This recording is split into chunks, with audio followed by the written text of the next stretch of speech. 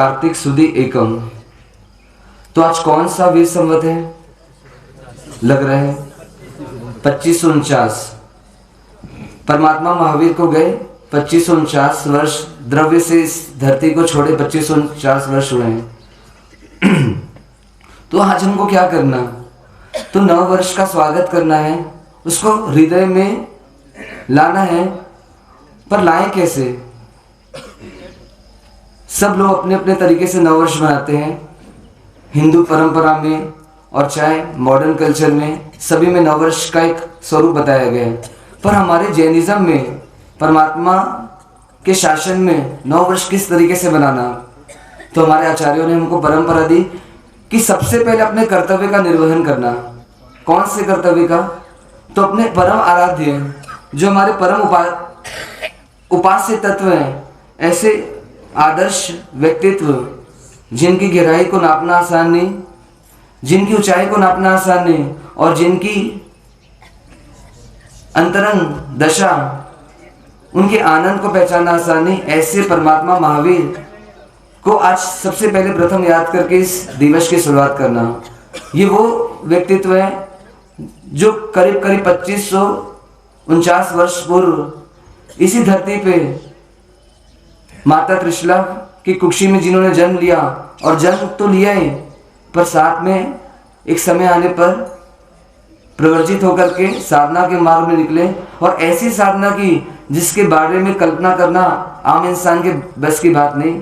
और उन्होंने साधना करते करते कैवल्य लक्ष्मी को भी प्राप्त किया, और कहते हैं कि कल की मध्य रात्रि में, अमावस की रात को, वो परमात्मा इस जीवन से निर्वाण को प्राप्त कर लिए, मतलब सदा सदा काल के लिए संसार से मुक्त हो गए, और अब वो वापस इस धरती पर कभी नहीं आएंगे। तो ऐसे परम हमारे आराध्य, जिन्होंने हमको आदर्श जीवन दिया, ऐसे महावीर स्वामी को याद करके इस दिवस की शुरुआत करते हैं। और कार्तिक सुदी एकम यानी आज का दिन उन्हीं के ही परम प्रिय शिष्य, परम विनयवंत, समर्पित भक्त हृदय ऐसे गौतम स्वामी को भी आज के दिन याद किया जाता है, क्योंकि आज के दिन उन्होंने क्या किया था? केवल लक्ष्मी को प्रकट किया था। तो ऐसे गौतम स्वामी को याद करके, उनके गुणों का गान करके नव वर्ष की शुरुआत करते हैं। तो करना क्या है नव वर्ष में? तो हम आप सब मिलकर के उनका रास गाएंगे एक साथ, एक समय में। आज पूरे भारतवर्ष में कई जगह रास गाया जाएगा। रास क्यों गाया जा रहा है?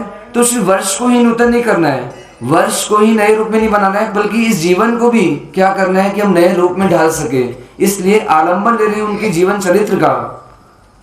तो पहला प्रश्न यहां पर शास्त्रकार पूछ रहे हैं कि रास यानी क्या? रास आ रहा है, गौतम रास सुनने वाले हैं अपन। रास यानी क्या होता है? क्या कोई रामलीला या रासलीला होती है? तो ये कोई जीवन चरित्र को रास कहा जाता है, जीवन गाथा को, किसी की कहानी को रास कहा जाता है। तो ऐसे जो एक ही भव में अजैन से जैन बने और जैन से जिन बनने के मार्ग में आगे बढ़ गए और जिन बनकर बता दिया, ऐसे गौतम स्वामी के पवित्र चरित्र का वांचन इस रास के माध्यम से आप हम सब करेंगे। और शुरुआत करते हैं उस रास की। पूज्य गुरुवन अपनी मधुर वाणी से उस रास का वांचन आप हम सबके समक्ष करेंगे।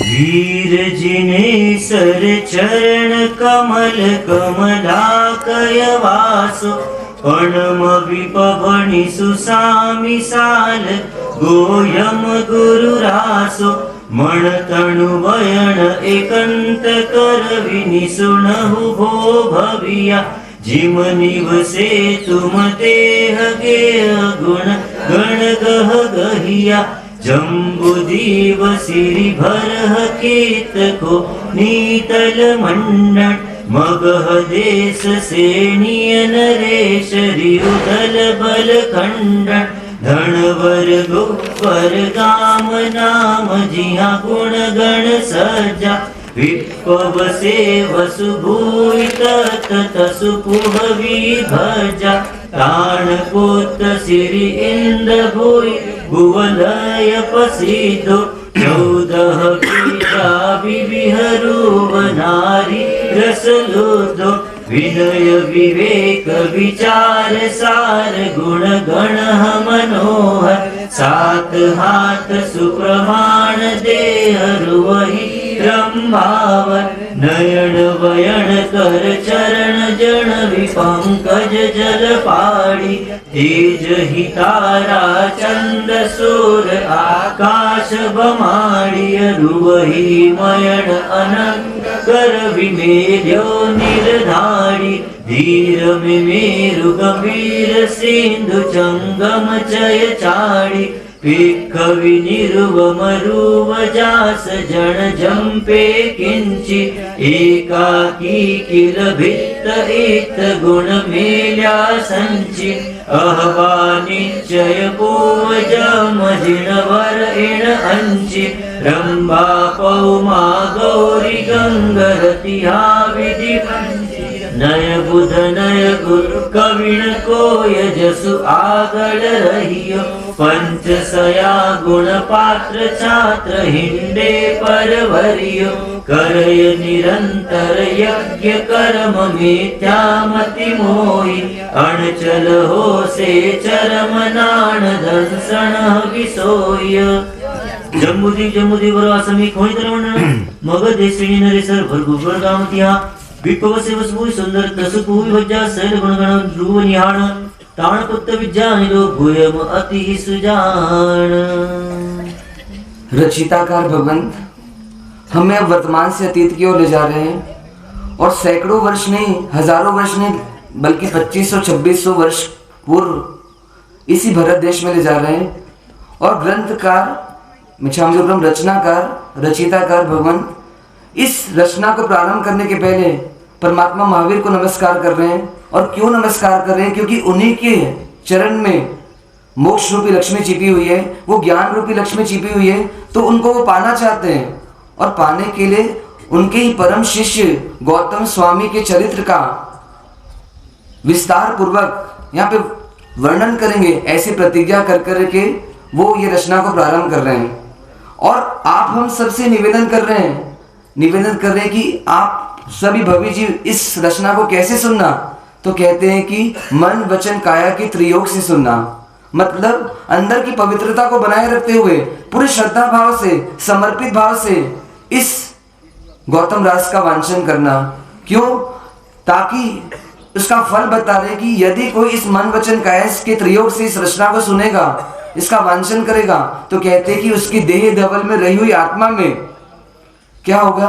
तो कहते हैं कि सद्गुणों का योग बनेगा और दुर्गुणों का नाश होगा। ऐसी पात्रता, ऐसी शक्ति इस गौतम रास के वांचन में है। तो वो हमसे रिक्वेस्ट कर रहे हैं कि पूरी गंभीरता के साथ, पूरे आत्मयोग के साथ इस रचना को सुने।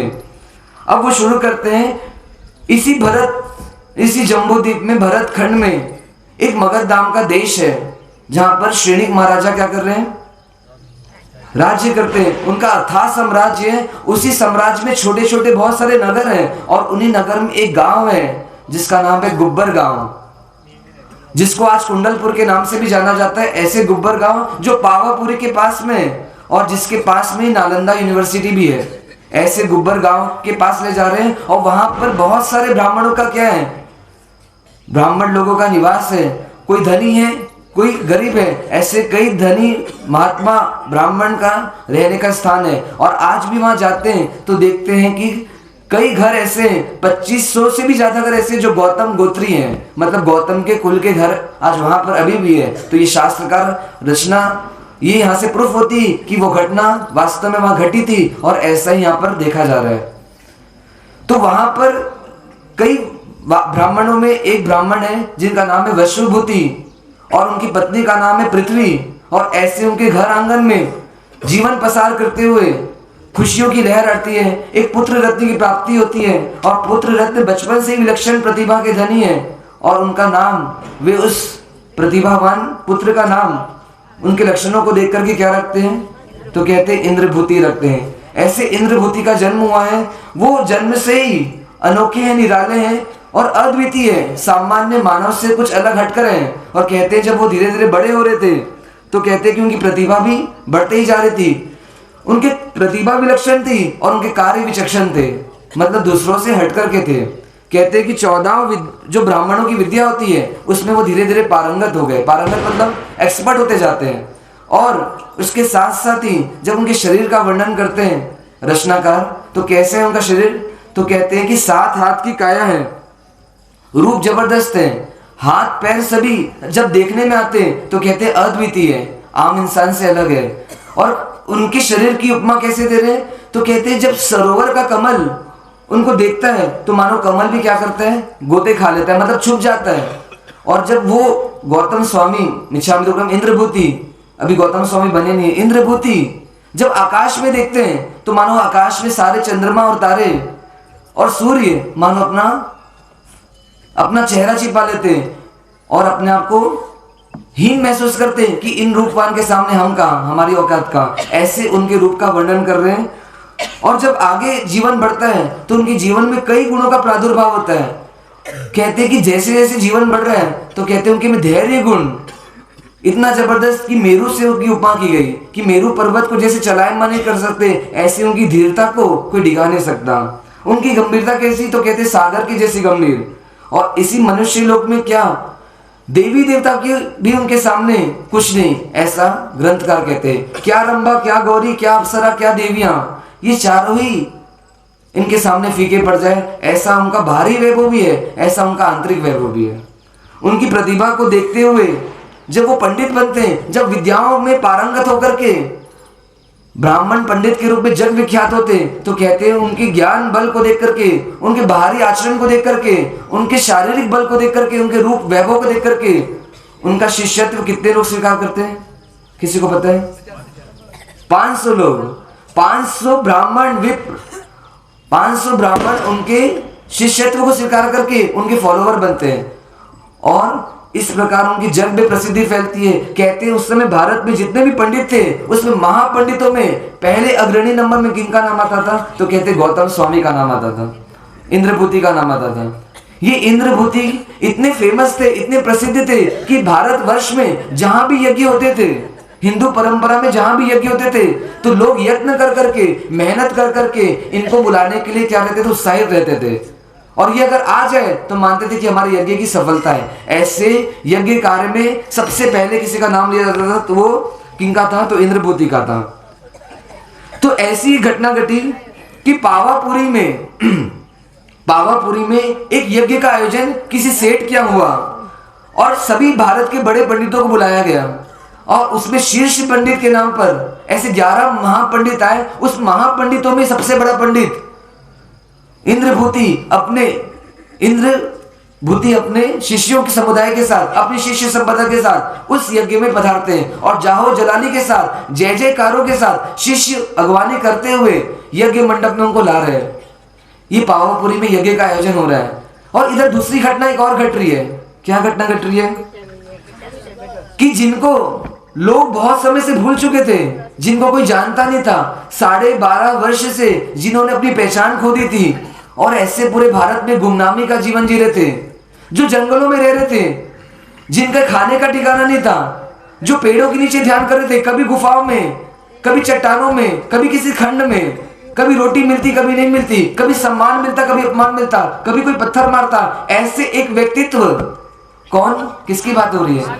भगवान महावीर स्वामी, मेरे परमात्मा महावीर की बात हो रही है। तो ऐसे महावीर क्या हो रहा है, तो इनका साधना काल मानो अब पूरा होने आ रहा है। जो आत्म साधना में लीन है, तल्लीन है और पूरी आत्म तत्व की जागृति करते हुए परम पद को पाने के लिए तत्पर बने, ऐसे उनका समय नजदीक आ गया है कि ये घटना क्या घट रही है। तो उसका वर्णन अब ग्रंथकार भगवंत आगे कर रहे हैं।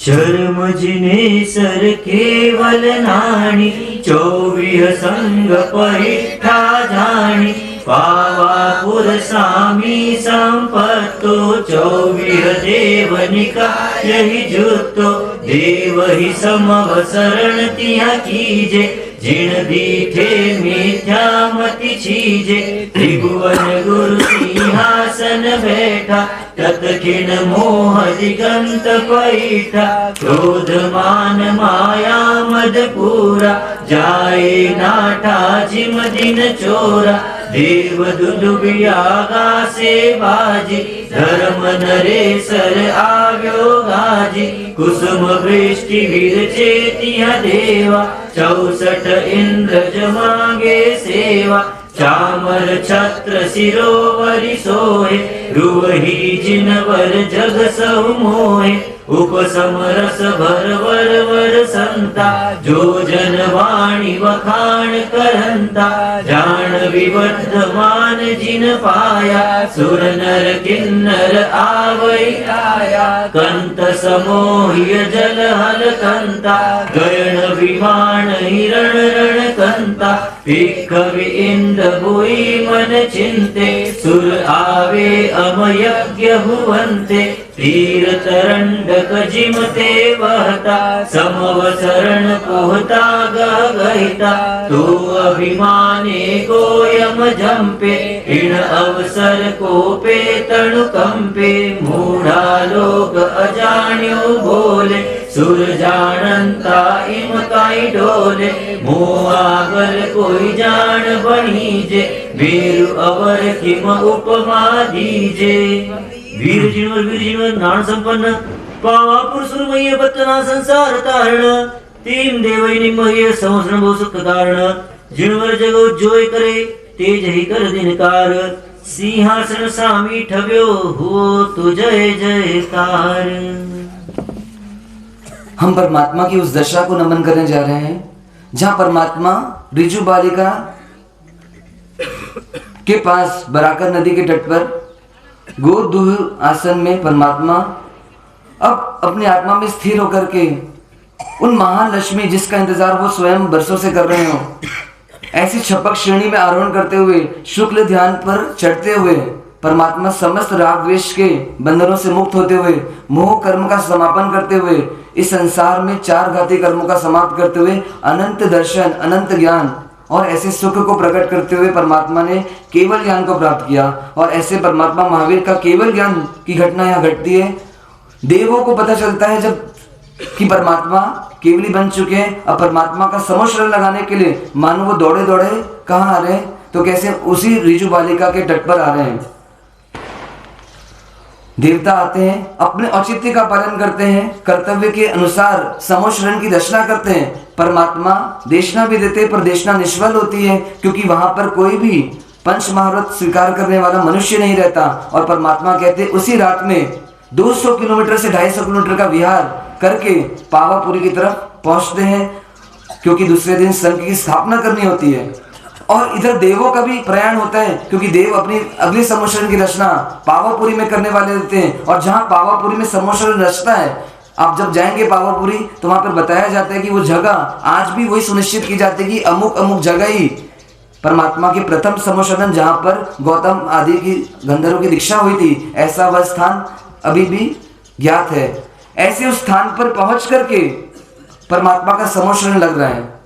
इधर इंद्रभूति यज्ञ पर बैठे हुए हैं, देवों का विमान गगन मंडप से जा रहा है। और जब जाते हुए विमान को देखते हैं तो क्या सोचते हैं, अरे अरे कितनी खुशी की बात है कि देवता भी आ रहे हैं। किसके पास आ रहे हैं? मेरे यज्ञ को प्रसन्न होकर, मेरे यज्ञ में को देख करके, मेरे यज्ञ के कमाल को देख करके देवता भी आकर्षित होकर के खींचे चले आ रहे हैं। मानो क्या कर रहे हैं, मानो अभिमान अब और हिलोरे मार रहा है। ज्ञान के धनी तो थे ही, पर ज्ञान के साथ अभिमान कई जीवों में रहता है। ऐसी गौतम स्वामी भी अभी अभिमान के चक्कर में लोटपोट हो रहे हैं, इंद्रभूति भी लोटपोट हो रहे हैं। और लगता है कि देवता आ रहे हैं तो ये मानो की बड़ी बात नहीं, क्योंकि मेरा यज्ञ इतनी ही प्रसिद्धि है, मेरी प्रसिद्धि जग में है, मैं अजय हूं, मैं पराजय मुझे कभी प्राप्त नहीं होती। और मेरी विद्वत्ता मनुष्य गति में तो है ही, और कहां तक है तो कहते देव गति तक भी है। इसलिए आ रहे हैं तो कोई गलती नहीं कर रहे हैं। और जब देवता को जाते देखते हैं और जब देखते कि अरे तो आगे जा रहे हैं, पास आकर के भी आगे नहीं कर रहे, मानो तीर छूटा और तीर कमान से निकला और आगे निकल गया, ऐसे ही देवता भी आगे जा रहे हैं। तब फिर लगती है अरे ये क्या कर रहे हैं, ये कहाँ जा रहे हैं। शिष्यों से पूछते कि ये जा किधर रहे हैं, क्या हो गया इनको। तो जब शिष्यगण बताते कि पास में ही कहते कि कोई तीर्थंकर आए हुए हैं और उनका समोशरण लगा है। तीर्थंकर, मेरे से आगे कौन है, मैं खुद ही सर्वज्ञ हूं, और मुझसे जैसा कोई और सर्वज्ञ आया कैसे हो सकता है। वो छलिया हो सकता है बहरूपिया हो। अरे मानव तो मूर्ख होते हैं, उनको तो पता नहीं किसकी पूजा करनी किसकी पूजा नहीं करनी। किसकी महिमा गानी, किसकी महिमा नहीं गानी, किसका सत्कार करना, किसका नहीं करना। पर ये देवता तो विद्वान होते हैं, देवता को तो ज्ञान है, पर ये देवता क्यों उधर जा रहे हैं?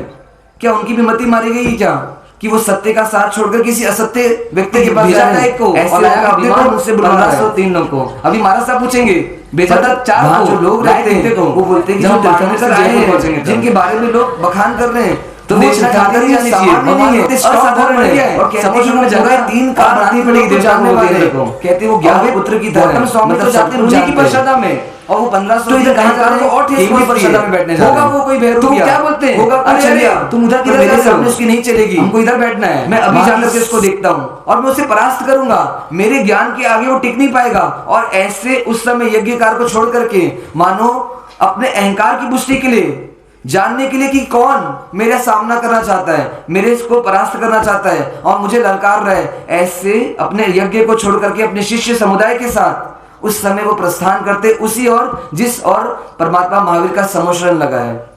और वहां जाते हैं और शिष्य पीछे पीछे चल रहे हैं, क्योंकि शिष्यों की शक्ति है। जय जयकार हो रहे हैं, जयकार के नाद के साथ मानो दशों दिशाएं में इंद्रभूति की जय, इंद्रभूति की जय। ऐसा करते करते एक जलसा किसके पास जा रहा है? तो कहते हैं महावीर स्वामी के समक्ष जा रहे हैं।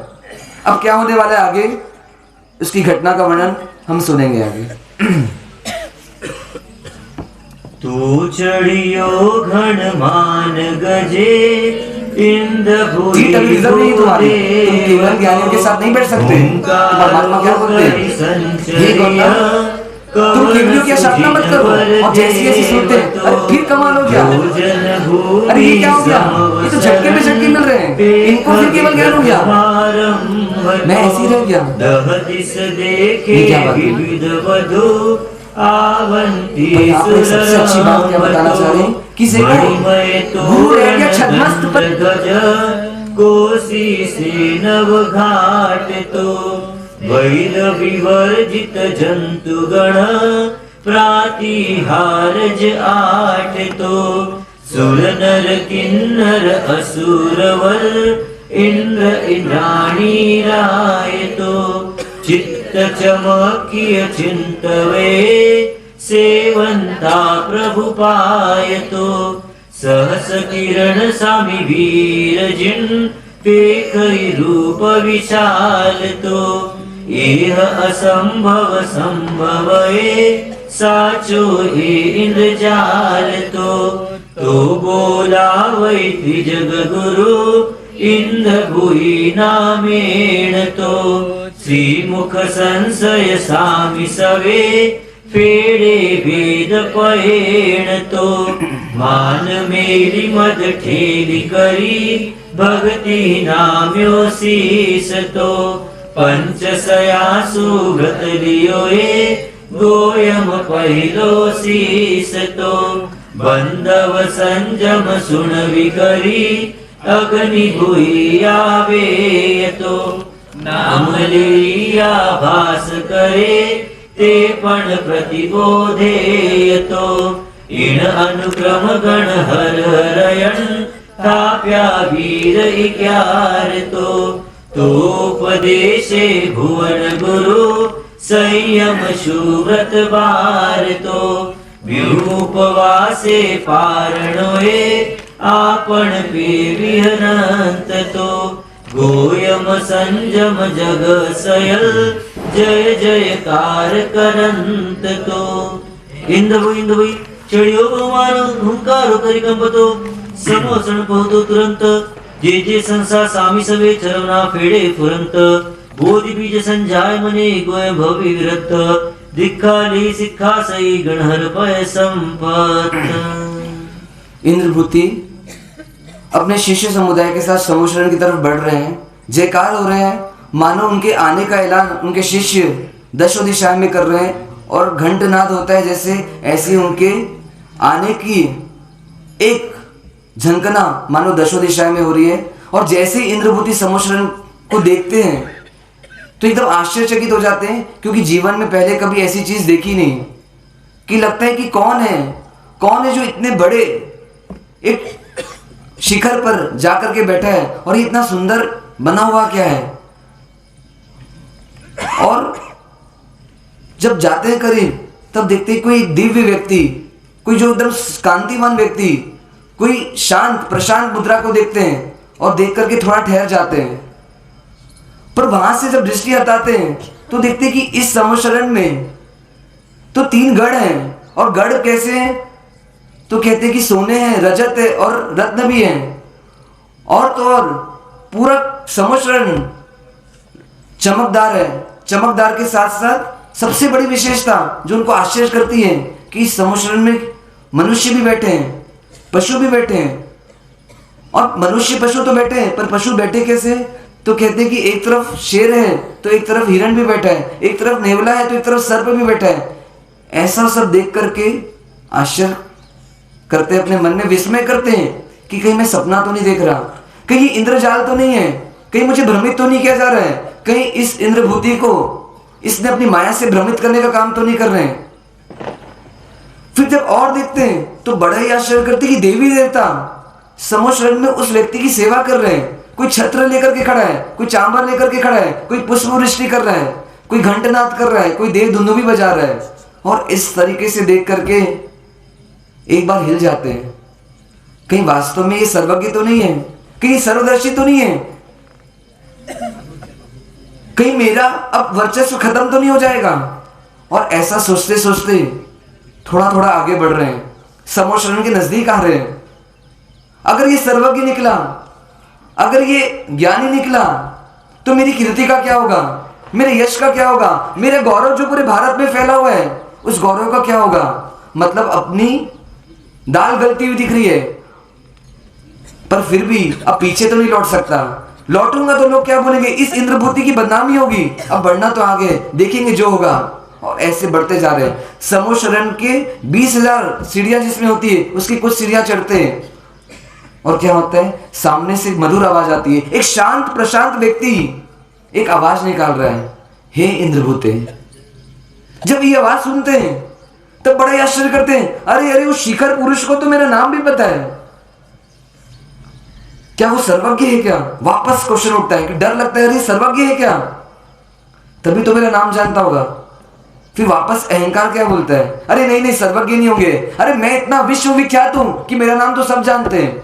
जैसे अमिताभ बच्चन को पूरी दुनिया जानती ना, ऐसी गौतम ऐसी इंद्रभूति को लग रहा है कि मुझे तो सब जानते हैं और ये भी जान रहा है तो कोई बड़ी बात तो नहीं है, मेरी ख्याति इतनी फैली हुई है। ऐसे अहंकार पे अहंकार, मानो उसमें लोटे खा रहे हो, उसमें गोटे खा रहे हो। और अहंकार के अधीन होकर के अब खुशी हो रही है कि शायद ये मेरे से मिलना चाहते हो, इसलिए मेरा नाम बुला रहे हो और मुझे पुकार रहे हो। तब बड़े ही शान से और सीढ़ियां चढ़ते आगे। और उधर परमात्मा महावीर कुछ वेदों के वाक्य बोलते हैं और उस वेदों के वाक्य को सुनकर वो इंद्रभूति बोलती है, ये वेद के वाक्य ये क्यों बोल रहे हैं, मैंने तो सुना ये श्रमण है, जैन श्रमण है, तो ये वेदों की पंक्ति क्यों बोल रहे हैं और इस पंक्ति में क्या बताना चाह रहे हैं।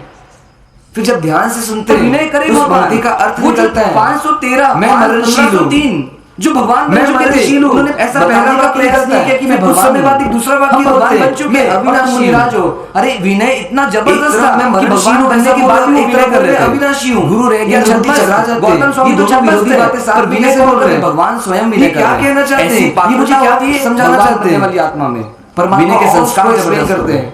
अब वो वहां पर बैठने की कोशिश करते हैं और इंद्रभूति को याद आ जाता है, अरे अरे 50 साल से मैंने वेदों का अध्ययन किया, मैंने पुराणों का अध्ययन किया, 14 विद्याओं में पारंगत हुआ, पर जो शंका मेरी कई समय से चल रही है शायद उस शंका का निवारण किया जा रहा है। यहाँ पर मैं सोचता था कि मैं आत्मा हूं कि नहीं हूं, और मैं आत्मा हूं तो मैं मरणशील हूं कि मैं नित्य हूं, तो उसी का समाधान दे रहे कि मैं मरणशील भी हूं और मैं नित्य भी हूं। ये कैसा समाधान हुआ कि मैं मरणशील भी हूं और मैं नित्य भी हूं, मैं अविनाशी भी हूं और मैं मरणशील भी हूं। क्या बोल रहे हैं भगवान महावीर?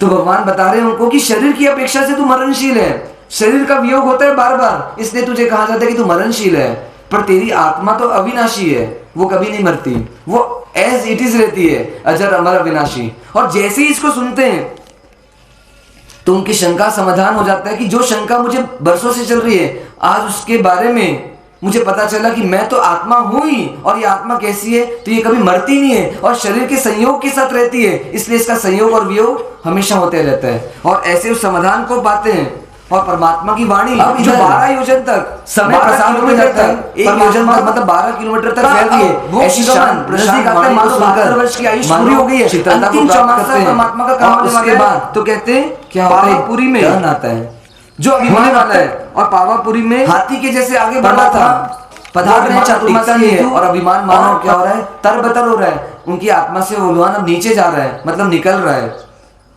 और जो ज्ञान मुझे पंडितों ने नहीं दिया, ऐसा ज्ञान इस साधक ने दे दिया, तो मानो मेरे लिए क्या है, मानो मेरे लिए गुरु के समान है। और क्या करते हैं, उसके बाद सोचते कि अब क्या करना।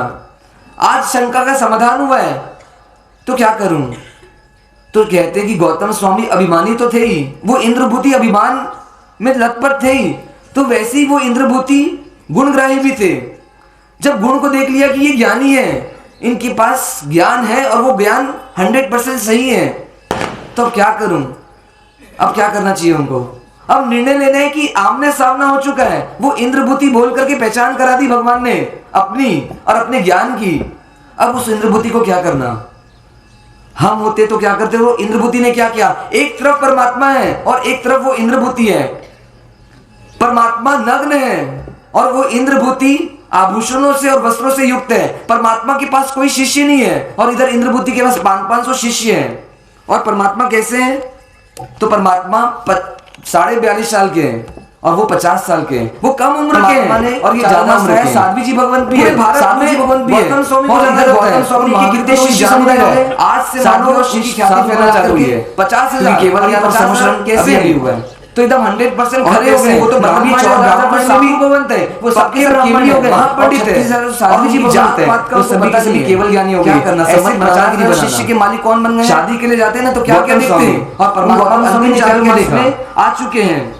अरे मोक्ष मार्ग चाहिए, तो मोक्ष मार्ग का ज्ञान है या नहीं। जैसे मीरा को कृष्ण चाहिए, समर्पित हनुमान को कौन चाहिए, राम चाहिए। इन्होंने ज्ञान दिया है, जो ज्ञान मुझे किसी वेद से नहीं दे पाया, बोल रहे इतना पढ़ने तेरे अंदर नहीं मिल पाया, और उस शंका का समाधान इस व्यक्ति ने कर दिया। मतलब मेरे लिए गुरु ही है, और गुरु ही नहीं परम गुरु है, तो क्या करूं, चयन किसका करूं, न्याय कैसा हो, क्या करना चाहिए इंद्रभूति को। एक तरफ 500 शिष्य हैं और एक तरफ वो अकेला नग्न व्यक्ति है। कसौटी है उनकी, हमारी भी कसौटी है। एक तरफ संसार की संपत्ति है और एक तरफ परमात्मा की फकीरी है।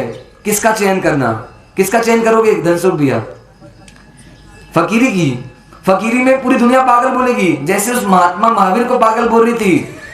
कभी पत्थर मार रहे थे लोग एक समय तक, ऐसे उनको भी पत्थर मार रहे थे।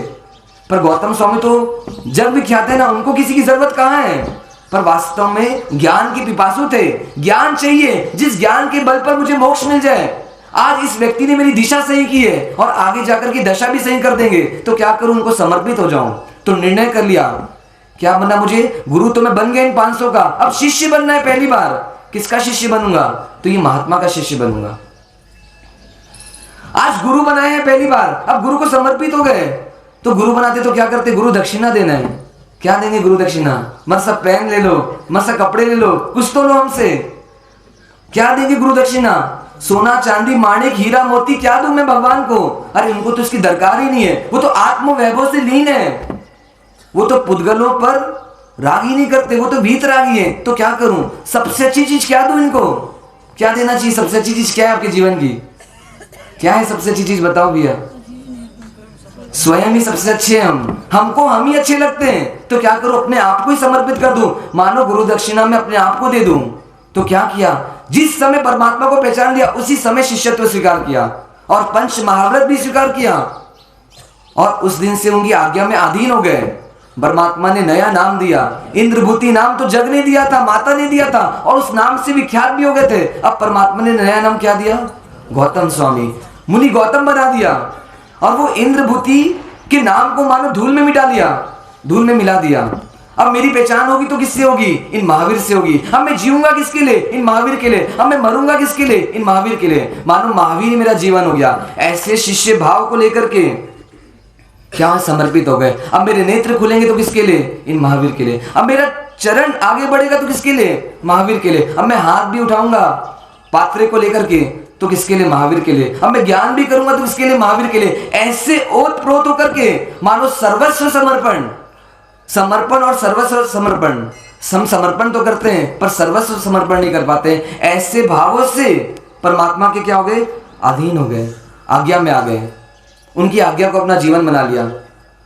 और जब देखा कि मेरे उन 500 जो उनके शिष्य थे, देखा कि हमारे गुरु किसी को गुरु बना रहे, मतलब कहीं ना कहीं वो परम गुरु होंगे, तो उन्होंने भी क्या किया, उनको अपना गुरु बना लिया। और 500 शिष्य और आ गए, मानो भगवान के समशरण में जो परिषदा खाली थी पहले मुनिराज की, श्रावक ऐसे गृहस्थ लोग तो बैठे, पशु भी बैठे, देवता भी बैठे, पर जिन शासन में जिनकी शोभा है ऐसे साधु परमात्मा नहीं बैठे। तो क्या किया, ऐसे 501 दीक्षित होकर के उन समशरण में विराजमान होते हैं।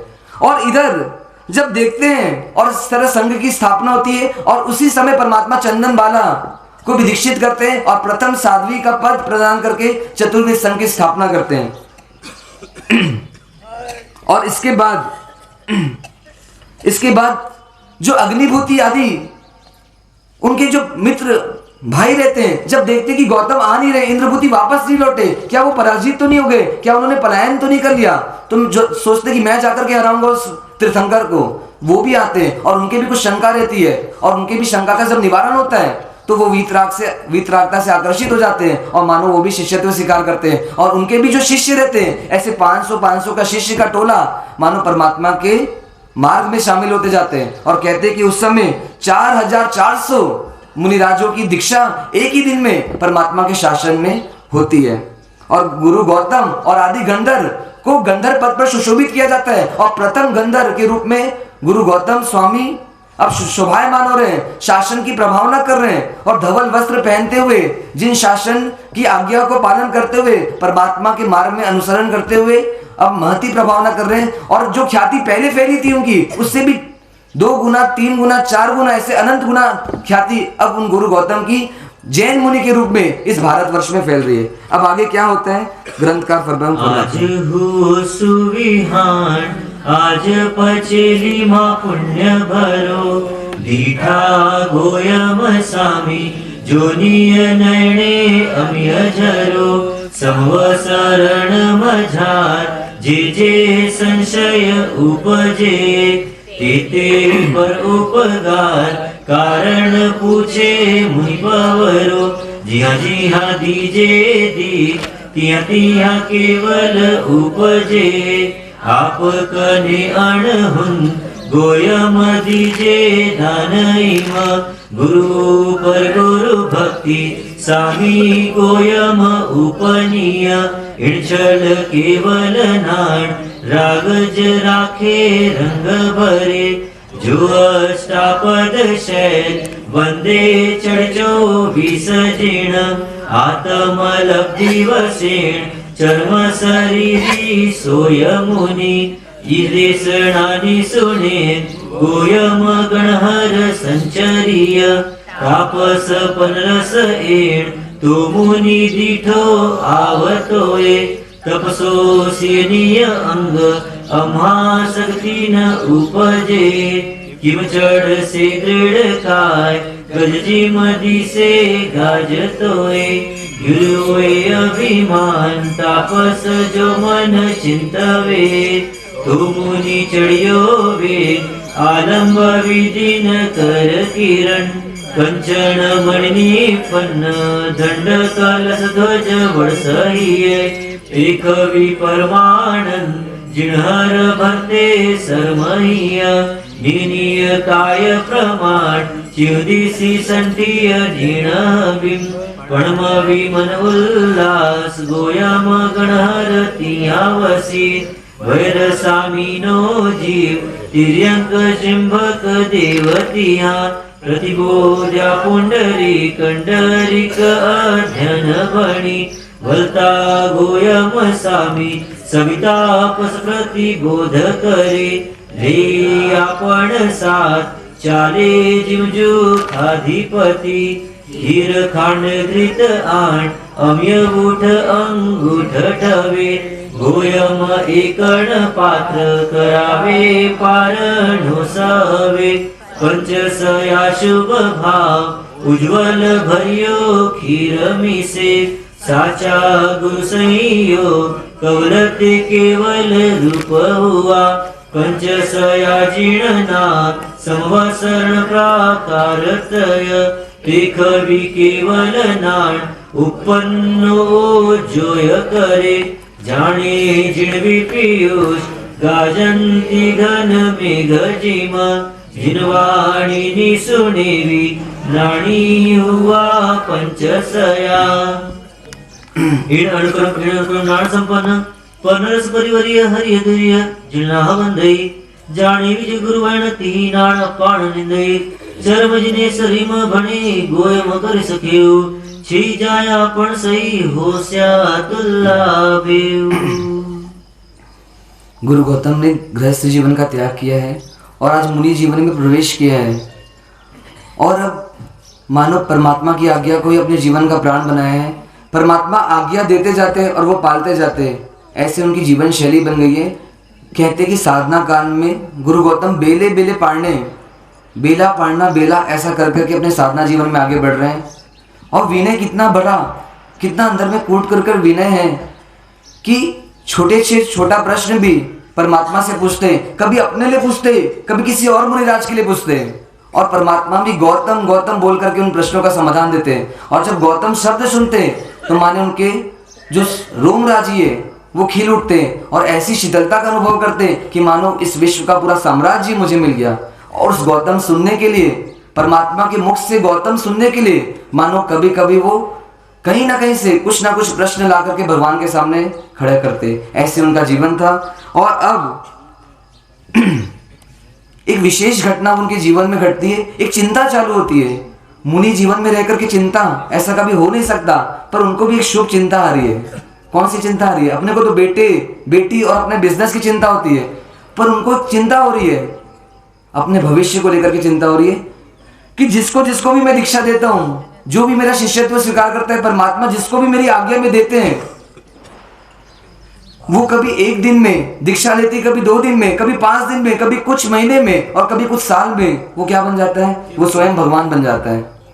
वो स्वयं राग द्वेष का विजेता बन जाता है। और जब जब वो विजेता बनता है तो उनको एकदम झटका लगता है, ये क्या हो गया? अरे जिस लक्ष्य से मैं निकला उस लक्ष्य की पूर्ति मैं नहीं कर पा रहा हूं और ये आत्मा कैसे महात्मा से परमात्मा बन गई, ऐसा उनको बार बार फील होता है। अंदर में एक खींच चलती है, एक कसक चलती है कि क्या होगा, कब होगा, मैं राग द्वेष का विजेता कब बनूंगा, ना जाने मेरी आत्मा पवित्र कब बनेगी, इन जैसे मेरी आत्मा हल्लुकर्मी क्यों नहीं हो रही है, मैं कभी संसार परिभ्रमण को समाप्त करूंगा। और ऐसा बार बार सोचते हैं और इतनी असंतुष्टि कभी कभी व्यक्त करते हैं कि ना जाने मेरा ये जीवन ऐसा ना चल जाए, इतने परम गुरु का योग मिला है, उन परम गुरु का योग छूट मत जाए। और ऐसे अपने भाग्य को बार बार कोसते हैं। 6वें 7वें गुणस्थान में शुभ राग है कि मैं परमात्मा का बनूंगा। और एक बार परमात्मा के सामने एकदम असंतुष्टि व्यक्त करते हैं, परमात्मा से ही पूछ देते हैं कि परमात्मा मेरी स्थिति कब होगी ऐसी कि मैं केवल ज्ञान का वर्णन कब करूंगा। तब परमात्मा बोलते हैं धैर्य रख, धैर्य रख, अगर तुझे मुझ पर विश्वास है तो मैं जो कह रहा हूं उसको सुन, तेरी और मेरी स्थिति अंत में एक जैसी हो जाएगी, जैसा मैं होने वाला हूं अंत में तू भी वैसा हो जाएगा। पर अभी क्यों नहीं हो रहा हूं, ये सब क्यों हो पा रहे हैं, मेरा केवल ज्ञान क्यों रुका हुआ है?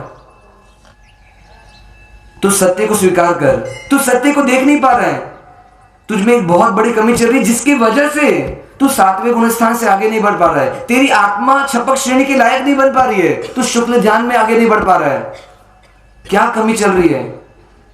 तो परमात्मा क्या बताते हैं कि जो तेरा मुझ पर राग है ना, उस राग को छोड़ दे, आज ही तेरे को केवल ज्ञान प्रकट हो जाएगा। इस राग की वजह से तेरी आत्मा वीतरागता को प्राप्त नहीं कर पा रही है। जैसे ऐसा सुनते हैं तो मानो भगवान को बोलते खबरदार, बोल नहीं रहे पर ऐसा एक प्रकट भाव प्रकट कर रहे हैं कि आपका राग छोड़ दूं, आपका राग छोड़ दिया तो जीऊंगा कैसे? अब एक चॉइस दी है भगवान ने, या तो केवल ज्ञान चाहिए या तो महावीर चाहिए। क्या चाहिए अपन को, क्या चाहिए, केवल ज्ञान की महावीर? भगवान बोले कि वीतरागी बन सकता है तू, मेरे राग को छोड़ दे। क्या करना पड़ेगा गौतम को? महावीर है एक तरफ, महावीर तो छूट जाएंगे उनको पता है, पर फिर भी महावीर को छोड़ना नहीं चाहते। अरे ऐसा हो ही नहीं सकता, मैं आपको छोड़ नहीं सकता, मैं दुनिया को छोड़ दूंगा। अरे दुनिया को छोड़कर तो आपके पास आया हूं। जब आया था पत्नी से, पिता से, माता से पूछा नहीं था, क्योंकि मैं आपके पीछे पागल था। पदार्थों के पीछे पागलपन छोड़ करके मैंने आपका पागलपन लगाया, और आप कहते हो आपका राग छोड़ दूं। पर भगवान बोलते हैं वीतरागी वही बन पाएगा जो परमात्मा का भी राग छोड़ेगा। अब क्या चाहिए? तो बोले मुझे महावीर ही चाहिए, मुझे केवल ज्ञान भी नहीं चाहिए, आज के बाद ये बात नहीं करूंगा आपके सामने, मुझे तो सिर्फ आप ही चाहिए, आप ही चाहिए। सोचो, परमात्मा समझाते समझाते सक गए। मानो क्या कहा, जहां सुख कम, यही नीति है, और तू ऐसा करते रहा तो तेरा केवल ज्ञान तेरे से दूर जा रहा है। पर क्या करें, ऐसा राग का रंग लगा हुआ है, प्रशस्त राग का रंग लगा हुआ है। और परमात्मा एक बार आज्ञा करते हैं, परमात्मा बोल रहे हैं, अब उनको एक आज्ञा दे रहे हैं। क्या आज्ञा दे रहे हैं? कि जो अष्टापद तीर्थ की ऐसे शाश्वत, ऐसे पवित्र तीर्थ की जो यात्रा करेगा अपनी स्वलब्धि से, स्वशक्ति से, वो मानो उसी भव में केवल ज्ञानी बनेगा। ये बात हजब नहीं होती। कहां तो भगवान सम्यक दर्शन, चारित्र और मोक्ष, सम्यक दर्शन, सम्यक ज्ञान, सम्यक चारित्र से मोक्ष होगा बोलते हैं, और कहां तो अष्टापद की यात्रा करने से मोक्ष हो जाएगा। इतना आसान है क्या मोक्ष? इतना आसान है क्या मोक्ष? अरे परमात्मा का मार्ग इतना सस्ता है क्या? किसी यात्रा कर लो और मोक्ष हो जाएगा। परमात्मा यहां पर एक तथ्य को क्लियर कर रहे हैं, एक कॉन्सेप्ट को क्लियर कर रहे हैं कि जो अष्टापद की यात्रा करेगा वो इतना शूरवीर होगा, वो इतना पुरुषार्थी होगा कि वो इसी भाव में अपने 8 कर्मों को छेदन भेदन करके ही रहेगा। मतलब वो अपनी आत्मा को परमात्मा बना के ही रहेगा। मानो उसमें इतनी योग्यता है ही, तभी वो अष्टापद की यात्रा कर पा रहा है। अष्टापद की यात्रा से मोक्ष नहीं होता, वो तो अष्टापद की यात्रा करने वाले का पुरुषार्थ आत्मा में कितना हो सकता है उसकी महिमा को बता रहे हैं, और इसलिए वो आज्ञा को स्वीकार करते हैं। और मानो भगवान ने बोला है तो जरूर मोक्ष होगा। अपन क्या बोलेंगे जब वहां पे होंगे भगवान? जब अपन को अगर आज्ञा दे रहे भगवान की अष्टापद की यात्रा से मोक्ष होगा, अपन क्या बोलेंगे? भगवान एक बार चेक कर लीजिए केवल ज्ञान में सही में होगा कि नहीं। इतनी दूर चला जाऊंगा, फिर मानो वहां पे मिलेगा नहीं कुछ, फिर क्या मतलब? इसलिए एक बार और चेक करो आपने केवल ज्ञान में कि है कि मोक्ष। ऐसे तर्क वितर्क हम किससे करेंगे? परम ज्ञानी ऐसे भगवान से कर लेंगे, करेंगे ना। इसलिए भगवान नहीं मिल रहे हैं। भगवान अपनी बेइज्जती कराना थोड़ा चाहते हैं हमारे सामने। हम लायकात ही नहीं है हमारे कि उन भगवान के सामने हम टिक सके। और वो गौतम स्वामी को जब बोला तो उन्होंने तर्क वितर्क नहीं किया। कहते पूरे जीवन में गौतम स्वामी अवधि ज्ञान और मन प्रयोग ज्ञान का उपयोग एक बार भी नहीं किया, सिर्फ एक बार करेंगे आखिरी में, एक बार भी नहीं किया। क्यों? क्योंकि दीक्षा ली तो तन को समर्पित किया तो मन को भी समर्पित किया। अरे मुझे मन भी नहीं चलाना, मेरा मन भी किसके हिसाब से चलेगा? मेरे भगवान के हिसाब से चलेगा। तो मैं मन प्रयोग ज्ञान का भी उपयोग क्यों करूं? और ऐसे करके वो आज्ञा स्वीकार करके अब जा रहे हैं अष्टापद की ओर। और जब अष्टापद तीर्थ की तलेटी में पहुंचते हैं, वहां कौन मिल जाते हैं उनको? कोई साधना कर रहे तापस मिल जाते हैं। वो 1503 तापस वहां पे आराधना कर रहे हैं। काया कृश हो चुकी है, मानो शरीर को पूरा गला दिया है, इतनी तप आराधना मिली ने। और वो क्या प्रयास करे कि तप करके ऐसी कोई लब्धि को पाए कि हम भी उस अष्टापद में चढ़ सके। और अगर जब गौतम स्वामी को देखते हैं जब गौतम स्वामी को देखते तो देखते कि हट्टा कट्टा व्यक्ति आया है, कोई कितना तंदुरुस्त दिख रहा है, और वो चढ़ने का प्रयास करेगा कि ये क्या चढ़ पाएगा? इतना मोटा व्यक्ति कोई चढ़ पाएगा क्या? इतना हट्टा कट्टा व्यक्ति कोई चढ़ पाएगा क्या? हमने कितने समय से आराधना की है, कितना तप किया है, और ऐसे उनकी पात्रता को, उनकी शक्ति को पहचान नहीं पाते। और इधर गौतम स्वामी अपनी लब्धि से अष्टापद यात्रा करना चालू करते हैं, ये देखते ही रह जाते हैं। और जब गौतम स्वामी ऊपर पहुंचते हैं तो उन्हें वहां क्या मिलता है? क्या मिलता है वहां पे ऊपर? बताओ, आपने सब सुन रखा है, नहीं पता क्या मिलता है? वहां 24 जो तीर्थंकर परमात्मा है उनकी प्रतिमाएं मिलती, रत्न जड़ित प्रतिमाएं। और प्रतिमाएं कैसी है? तो कहते जितने हाइट के भगवान थे, आदिनाथ 500 धनुष के थे तो आदिनाथ जी की 500 धनुष की प्रतिमा, महावीर स्वामी 7 हाथ के थे तो महावीर स्वामी की 7 हाथ की प्रतिमा, ऐसे दूसरे तीसरे लेकर के पूरे 24 तीर्थंकर की 24 प्रतिमाएं जो भरत महाराजा ने बनाई थी, वो प्रतिमाओं के दर्शन होते हैं। और दर्शन करके बहुत आनंदित महसूस करते हैं, मानो सिद्ध लोगों का आनंद उनको आ गया। ऐसी फीलिंग उनको आती है कि मैंने पहली बार 24 तीर्थंकरों को देखा। और उसके बाद जब वहां पे दर्शन करके रुकते हैं तब एक देव का आना होता है। वो देव गौतम स्वामी से मिलता है। गौतम स्वामी उनको भवी जीव जान करके प्रतिबोध देते हैं, सम्यक दर्शन ज्ञान चारित्र का मार्ग बताते हैं, मोक्ष का मार्ग बताते हैं। और जब उनको जान करके वो देवता को जब पता चलता है, जब वो मोक्ष का मार्ग को जानते हैं, तो मानो उनकी आत्मा में निर्मल होती है और सम्यक दर्शन का प्रादुर्भाव होता है। और उधर गौतम स्वामी बोलते जल्द से जल्द दीक्षा लो।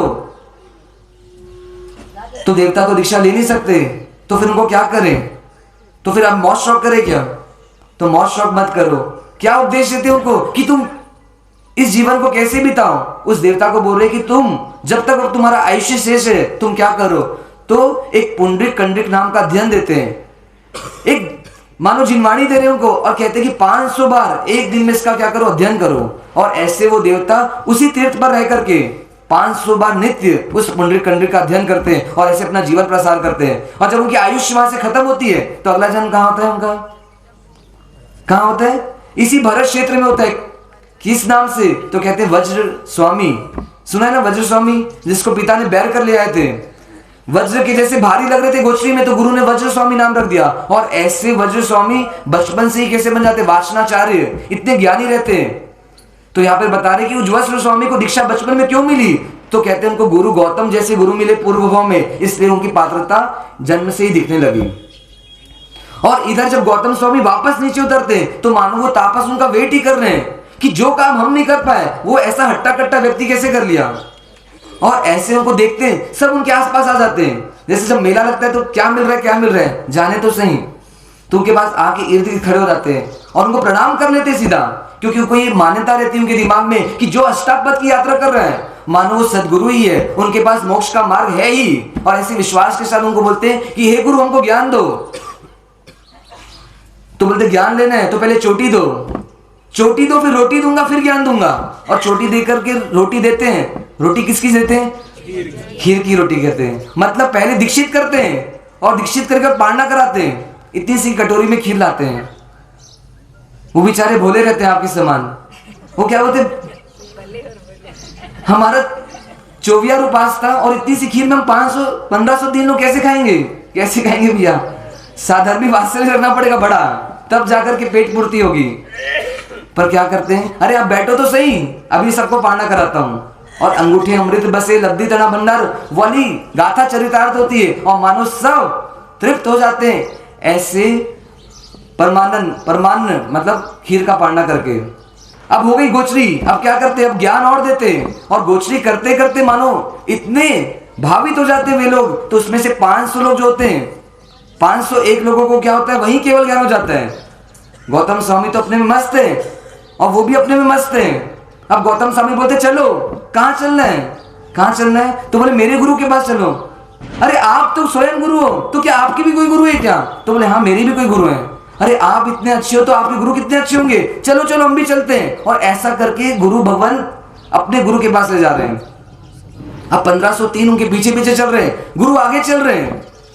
सोचो आप ट्रस्टी हो तो ट्रस्टी आगे रहता है कि पीछे रहता है? ट्रस्टी को कोई पीछे कर देगा तो और सबको ढकेल के आगे हो जाएगा। पर सोचो केवल ज्ञानी पीछे चल रहे 503, 501 लोग, और बाकी 1503 भी पीछे ही होंगे, मतलब पूरे लोग पीछे हैं और गौतम स्वामी आगे चल रहे क्योंकि वो गुरु पद में हैं। और जब जाते जाते हैं तो कुछ लोगों को दूर से जब समोशरण दिखाई देता है तो समोशरण के 3 गढ़ दिखते हैं, रत्न के, सोने के और चांदी के। उनको देखते ही उनको मानो याद आ जाता है यही तो मार्ग है भगवान का, सम्यक दर्शन, सम्यक ज्ञान, सम्यक चारित्र, और उस मार्ग में स्थिर हो जाते हैं। और 501 लोगों को और क्या हो जाता है, केवल ज्ञान हो जाता है। और जब और आगे बढ़ते हैं, जब भगवान के करीब देखते हैं, पहुंचते हैं और स्वयं भगवान के दर्शन करते हैं, तो बचे हुए जो 501 रहते हैं उनको भी क्या हो जाता है। अपन को लगता है कितना आसान है ना, आसान नहीं है, तो कथा में ऐसा बताया जा रहा है। पर मानो आत्मा में इतनी तल्लीन हो जाती है कि उसी समय उनकी देव धुन भी बच जाती है उनके लिए। और ऐसे करके सब पहुंचते हैं। भगवान बोलते भेजा था 1 को और लाया कितने को, 1503 लोग को। अभी महाराज साहब पूछेंगे भेजा था 4 को, लाए कितने को, जब हम बाड़मेर से जयपुर पहुंचेंगे तब। तो देशना खाली नहीं जानी चाहिए। भगवान बोलते स्टॉक बहुत बढ़ गया है, समोशरण में जगह और बढ़ानी पड़ेगी, देवता को बोलते इंद्र को। और वे गौतम स्वामी तो जाते मुनि की परिषदा में, और वो 1503 कहाँ जा रहे हैं, केवली परिषदा में बैठने जा रहे हैं। तो वो क्या बोलते हैं, अरे अरे तुम उधर किधर जा रहे हो, हमको इधर बैठना है, वहां की सीट अभी रिजर्व नहीं है तुम्हारी, तुम केवल ज्ञानियों के साथ नहीं बैठ सकते। तो परमात्मा क्या बोलते हैं, हे गौतम तुम केवलियों की आशाटना मत करो। और जैसी ऐसी सुनते हैं, अरे फिर कमाल हो गया, अरे ये क्या हो गया, ये तो झटके पे झटके मिल रहे हैं, इनको फिर केवल ज्ञान हो गया, मैं ऐसे ही रह गया। ये क्या बात हुई? पर यहाँ पर एक सबसे अच्छी बात क्या बताना चाह रहे हैं कि देखो, गुरु रह गया छद्मस्त पर विनय करे भगवान। वो जो 1503 जो भगवान बन चुके थे, उन्होंने बताने का प्रयास नहीं किया कि मैं भगवान हूं, हम भगवान बन चुके और तुम मुनिराज हो। अरे विनय इतना जबरदस्त था कि भगवान बनने के बाद भी वो विनय कर रहे थे। गुरु रह गया छद्मस्त, गौतम स्वामी तो छद्मस्त है, पर विनय कौन कर रहे? भगवान स्वयं विनय कर रहे हैं। ऐसी पात्रता होती है भगवान बनने वाली आत्मा में। विनय के संस्कार जबरदस्त हो गए। अब वो वहां पर बैठे हैं।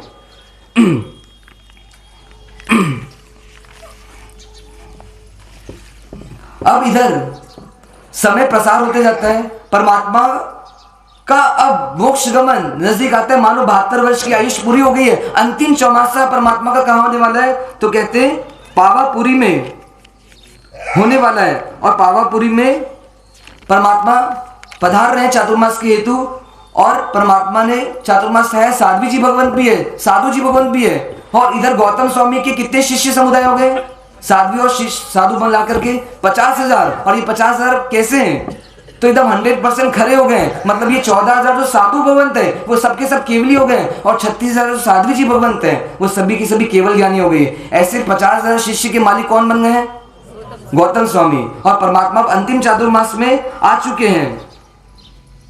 अब क्या करना? जैसे मीरा को कृष्ण चाहिए, हनुमान को कौन चाहिए? राम चाहिए। और गौतम को भी कौन चाहिए? महावीर चाहिए। महावीर बोल रहे कि महावीर तेरे अंदर है, तू उसको पहचान ले। पर महावीर अंदर का नहीं चाहिए, उनको बाहर के जो महावीर मिले उनसे वो बहुत संतुष्ट हैं। उनको उसमें मजा आ रहा है, केवल ज्ञान की भी नहीं पड़ी है। चिड़ नहीं मच रही, ईर्ष्या नहीं हो रही है कि मेरे शिष्य सब केवली हो गए हैं, मैं केवली नहीं हो पा रहा हूं। पर अब आगे क्या घटना घटने वाली है? 7वें गुरुस्थान में मैं ठीक हूं, मतलब मुझे मुनि दशा ही अच्छी लग रही है, क्योंकि मुनि दशा में मुझे भगवान का राग अलापने को मिल रहा है, मतलब राग पाने को मिल रहा है। परमात्मा गौतम गौतम बोल के बुला रहे, मेरे इसी में ही केवल ज्ञान है, यही मेरा केवल ज्ञान है, ऐसा वो महसूस कर रहे हैं। अब आगे क्या घटना घटती है? अब गुरु भगवान बताएंगे। वीर जीनन पूनम चंद्रिम उल्लसिया वीर्ये भरवा सम्मी वर्ष बहुतर संवसिया ठवतो एकण्य पौमेण पाय कवल संधि सहिया આવ્યો એ નયનાનંદ નર પાવાપુર સુરમહિયા વિખ્યો એ ગોયમ સામી દેવ સમા પ્રતિબોધ કરે આપણો એ તિસલા દેવી નંદન પોતો પરમ ભય વધતો એ દેવ આકાશ એક વિજાણ્યો જીણ સમે તો મુનિએ મન વિકવાત નાદ ભેદ જીમ ઉપનોએ इन समे सामीय देखी आप कना सुटालियोए जाणतो ए तिवणना लोक विहार न पालियोए अति भलो एकी दलो सामी जाण्यो केवल मांगसे चिंतव्यो ए बालक जेम आवा केड़े लागसे हूँ किम ए वीर जीणन भक्ति ही भोले भोलव्योए आपणो उचलो ने नाहन संपे साचव्योए साचो वितरा नेहन जेणे लालियोए तिरसमे गोयम चित्त राघव रागे वालियोए आवतो जो उलट रहितो रागे साहियोए केवले नाण उपन गोयम सज माहियोए त्रिवणे जय जयकार केवल महिमा सुर करे गणधर्वे कर्य बखाण भव्या भवजी मनिस्तरे परम गणहर वर्ष 50 की वर्ष मसीह 30 वर्ष संयम विभूषिया श्री केवल नाणपुण 12 वर्ष तिवणना मुंसिया राजगृह नैरी ठव्यो बाणवे वर्षाओ स्वामी गोयम गुण नीलो से शिवपुर ठाव। पंचमहाव्रतों का पालन करते हुए अपने साधु जीवन का निर्वहन करते हुए यह समिति ऐसी 5 समितियों को पालते हुए गुरु गौतम स्वामी अपने जीवन को आगे बढ़ा रहे हैं।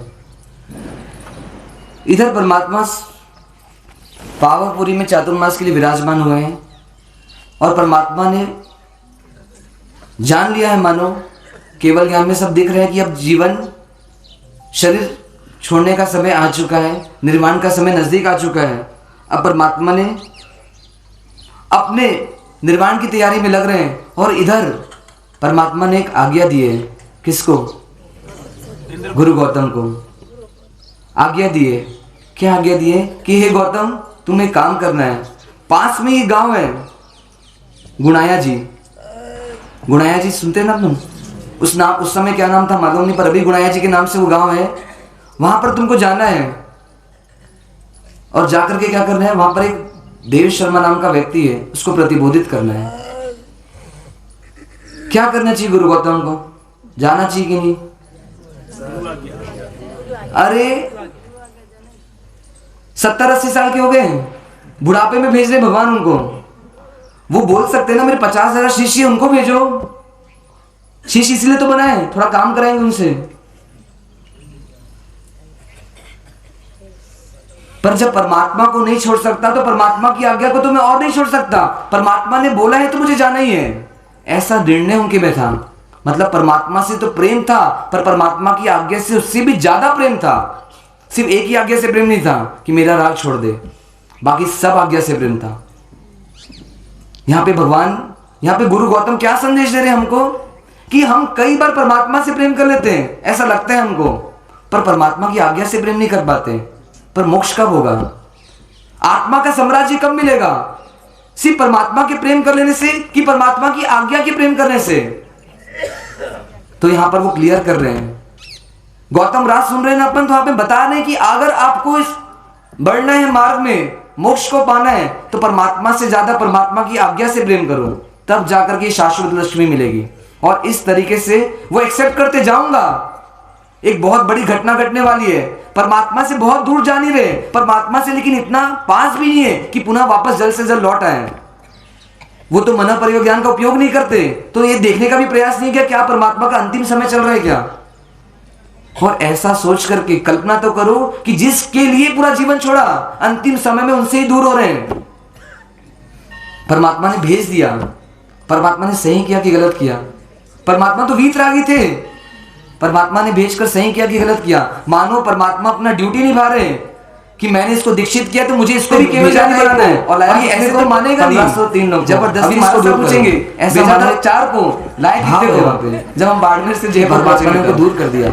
अब इधर गए, इधर परमात्मा निर्माण की करीब आ गए, स्टॉक बहुत बढ़ गया, समोशन में जगह 4 गति संसार की पड़ी देवता को होते हैं, भावों से तो कर दिया है। अब द्रव्य से शरीर को छोड़ने की तैयारी हो गई है और अब उस अडूर दशा में, अकम दशा में बैठने जा रहे हैं। ऐसी दशा क्या चलायमान कुछ भी नहीं है। तुम उधर किधर जा रहे हो? सुखी सुखे आनंद ही आनंद है। वहां की अपने वतन में जाने के लिए परमात्मा तत्पर हुए, अपने देश में लौट रहे हैं, उन अनंत सिद्धों के साथ अब अपना स्थान पाने के लिए तत्पर हुए। अब परमात्मा शैलेशीकरण कर रहे हैं। शैलेशीकरण मतलब क्या होता है? स्थिर हो रहे हैं, मन वचन काया की पूरी प्रवृत्ति को शांत कर रहे हैं। अंदर में इतनी शांति बढ़ गई है कि बाहर भी अब कुछ प्रवृत्ति हो नहीं रही है। 4 कर्म को पहले खिलाया और बाकी अघाती कर्म भी अब क्या हो रहे?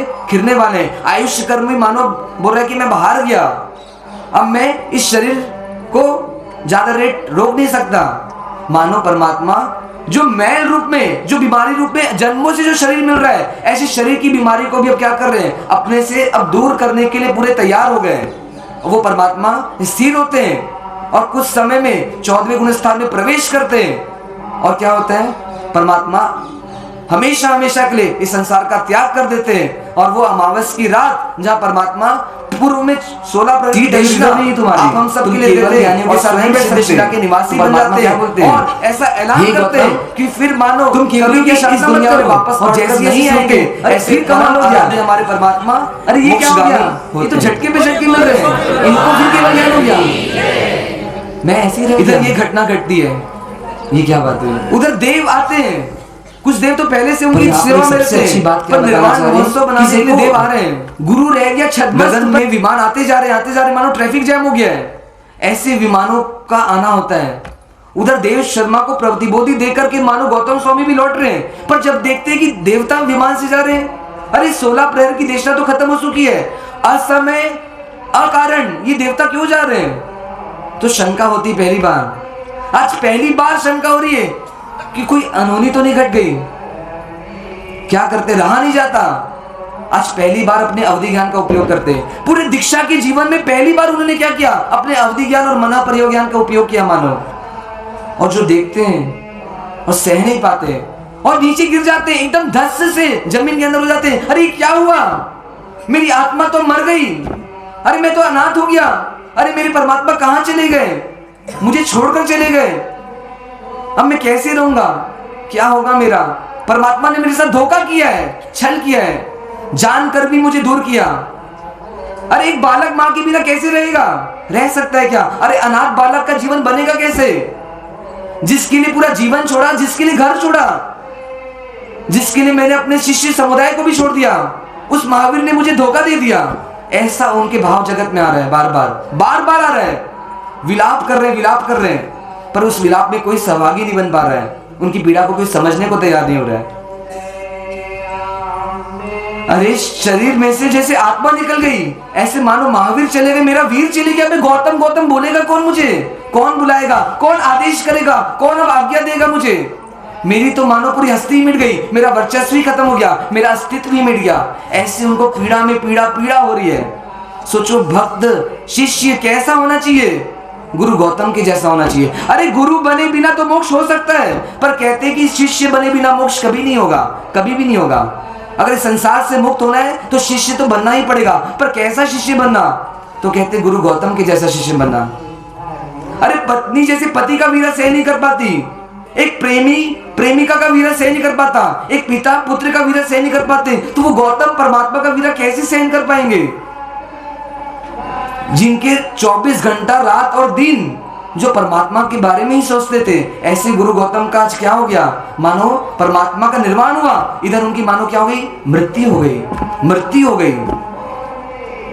अरे 50,000 शिष्य ना साथ में, तुम जी लेना उनके साथ। अरे नहीं चाहिए 50,000 शिष्य, दीक्षा शिष्यों के लिए नहीं ली थी, गुरु के लिए ली थी, महावीर के लिए ली थी दीक्षा। मुझे शिष्य नहीं चाहिए, मुझे तो महावीर ही चाहिए।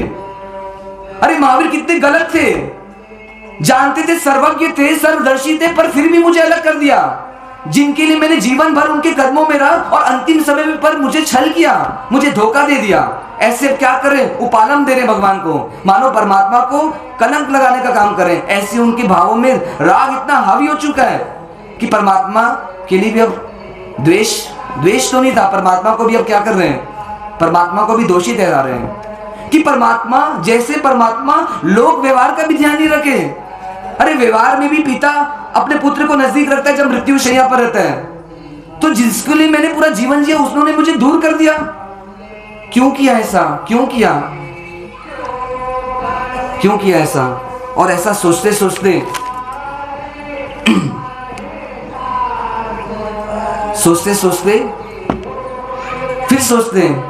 फिर एक भावधारा दूसरी चालू होती है।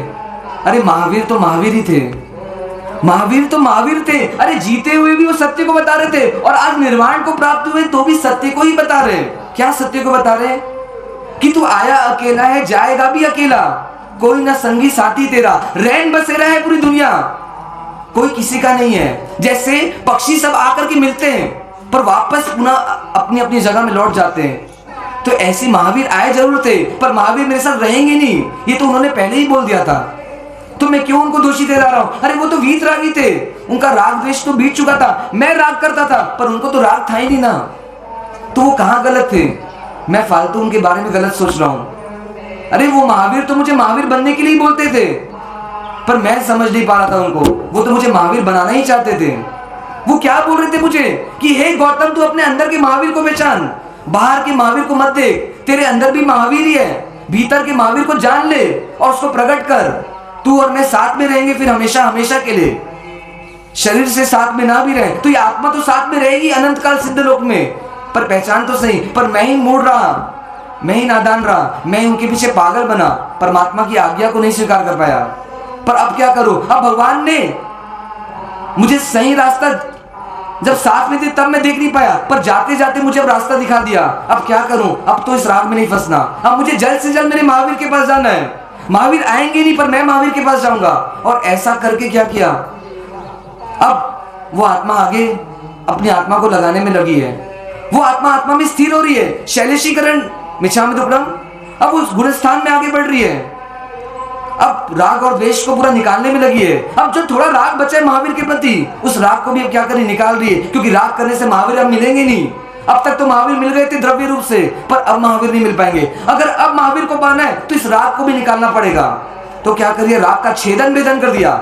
मानो पूरे अपनी आत्मा को अब आत्मा में स्थिर करने में लगे। अब छपक श्रेणी चढ़ने लगे। अब मानो आत्मा पूरी शांत हो रही है, मोह दशा पूरी जा रही है, चारित्र मोह को पूरा जीतने में लगे। और वो आत्मा क्या कर ली, 12वें गुणस्थान में आते आते 13वें गुणस्थान में आ गई। मानो केवल ज्ञान प्रकट हो गया। बोलिए श्री गौतम स्वामी जी भगवंत की। इधर भगवान का निर्वाण होता है, देवता उनके निर्वाण महोत्सव बनाते हैं। और जैसे उनको पता चलता है कि गुरु गौतम भी क्या हो गए, केवली बन गए, मानो वहां से फ्री होकर के वहां जाते हैं। एक रिसेप्शन से निकले अब दूसरे रिसेप्शन में जा रहे हैं। ऐसे देवता वापस वहां से वहां आते हैं और उनका केवल ज्ञान महोत्सव करते हैं और जय जयकार करते हैं कि केवली गौतम की जय, केवली गौतम की जय, केवली गौतम की जय। ऐसा करके शंखनाद करते हैं।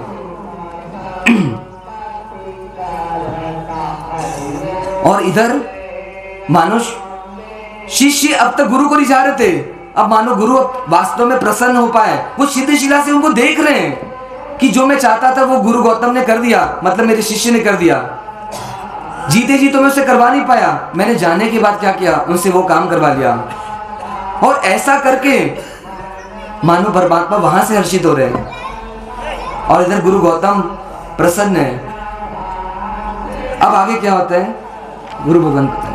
जिम सहकारे कोयल टहुके, जिम कुसुमावन परिमल महके, जिम चंदन सौगंध निधि, जिम गंगा जल लहरी अलहके, जिम कणया चलते जे झलके, जिम गोयम सौभाग निधि, जिम मानस सरोवर निवसे हंसा, जिम सुर तरुवर कणय वतंसा, जिम महुयर राजीव बने, जिम रयनायर रयणे विलसे, जिम अंबर तारा गण विकसे, तिम गोयम गुरु केवल धने, पूनम निशि जिम ससियर सोहे, सुर तरु महिमा जिम जग मोहे, पूरब दिश जिम सहस करो, पंचानन जिम गिरिवर राजे, नरवर घर जिम मय गल गाजे, जिम जिन शासन मुनि पवरो, जिम गुरु तरुवर सोहे शाखा, जिम उत्तम मुख मधुरी भाषा, जिम वन केतकी महमहे, जिम भूमि पति भूय बल चमके, जिम जिन मंदिर घंटारण के, गोयम लब्धे गह गयो हे, चिंतामणि कर चढ़ियो आज, सुर तरु सारे वांछिय काज, काम कुंभ सहु वशी हुआ हे, काम गवि पूरे मन कामी, अष्ट महासिद्धि आवे धामी, सामी गोयम अणुसरोहे, पण वक्कर पहिलो पभणीजे, माया बीजो श्रवण सुनीजे, श्रीमती शोभा संभवे, देवादुर अरिहंत नमीजे, विनय कहु उवजाय तुणीजे, इण मंत्रे गोयम नमोहे, पर घर बसता काय करीजे, देश देशांतर काय भमीजे, कवण काज आयास करो, प्रउटी गोयम समरीजे, काज समगल तक किण सीजे, नवनिधि बिलसे तिया घरे, 1012 वर्षे गोयम गणहर केवल दिवसे, कियो कवित उपगार परो, आदि मंगल ए पवनीजे, पर्व महोत्सव पहिलो बीजे, वृद्धि वृद्धि कल्याण करो, धन माता जिण उयरे धरियो, धन्य पिता जिण कुल अवतरियो, धन्य सुगुरु जिण दिखियो हे, विनय वस्त्र विद्या भंडार तस गुण को विनल भई पार वड जिम शाखा विस्तर हे गोयम सामिन रास बणीजे चौड़िय सकल रियायत कीजे रिद्धि रिद्धि कल्याण करो कुमकुम चंदन छड़ दिवराओ मानक मोती न चौक पुराओ गैण सिंहासन बेसन हे तिया बेसी गुरु देश न देसी भविक जीवना काज सरेसी नित नित मंगल उदय करो श्री संग सकल आनंद करो श्री संग सकल आनंद करो। गुरु गौतम ने परमात्मा को जाते जाते फिर क्या दे दिया? तो कहते फिर से गुरु दक्षिणा दी। जो परमात्मा चाहते थे ऐसा केवल ज्ञान दे दिया। अपने आप को पहले समर्पित किया और अपने मोह को भी समर्पित कर दिया और अपने अज्ञान को भी समर्पित कर दिया और अपने चार घाती कर्मों को मानो परमात्मा को समर्पित कर दिया। और अब जब पूछते हैं कि परमात्मा और गौतम कहाँ है, कहाँ है, तो कहते हैं वो दोनों एक हो गए। मानो वो भी आत्मा परिपूर्ण हो गई है और ये भी आत्मा परिपूर्ण हो गई है। मानो परमात्मा ने अपना दीपक पहले जलाया और उस दीपक से गौतम स्वामी ने क्या कर लिया? अपना दीपक जला लिया। तो कहते हैं कि असली दिवाली तो ये शिष्य और गुरु की जोड़ी ने बनाई। ऐसी दिवाली आज अब तक हमने किसी ने नहीं बनाई जो दिवाली परमात्मा और परमात्मा के परम विनीत वंश शिष्य ऐसे गुरु गौतम ने बनाई। कहते कि इस दिवाली में सबसे ज्यादा कोई खुश है तो कहते ये दोनों ही है। ना इनके पास मिठाई है, ना कपड़े, ना पहनने को कुछ है, पर फिर भी असली दिवाली आज बनाई है और अनंत काल तक अब ये दिवाली ही मनाते रहेंगे। ऐसा मानो इन दोनों का जीवन हो गया। कहते कि बहुत बड़ा अवसर है इस पूरे विश्व के लिए कि गुरु ने शिष्य को मोक्ष का उपहार दे दिया। और गुरु ने शिष्य को मोक्ष का उपहार तो दिया, पर शिष्य ने मानो ये दुनिया को बता दिया कि बिना शिष्य बने कभी मोक्ष हो नहीं सकता। ऐसा एक संदेश दिवाली के दिन इन दोनों जोड़ियों ने दिया। और कहते हैं कि ये गौतम स्वामी का व्यक्तित्व कैसा है, तो ग्रंथकार ये रचनाकार बता रहे हैं कि गौतम स्वामी बहु प्रतिभावान है। कई उतार चढ़ाव के जीवन में पहले अहंकार से भरकर आए थे। कितने अहंकारी थे। एक समय अहंकार बहुत पराकाष्ठ लेवल पर था, मतलब बहुत टॉप पर था। और दूसरे ही समय ये कैसे बन गए? तो कहते हैं कि एक समय के बाद परमात्मा को समर्पित हुए, विनयवंत हुए। पहले परमात्मा की आज्ञा में आए और आगे जाकर के अपनी आत्मा की आज्ञा में आ गए, मतलब अपने आत्मा पर ही विनय को प्राप्त कर लिया। ऐसे गुरु गौतम जहाँ अहंकार से लड़ने के लिए आए थे उस तीर्थंकर से, और लड़ते लड़ते कैसे हो गए? भक्त बन गए और भक्त से अब भगवान तक बन गए।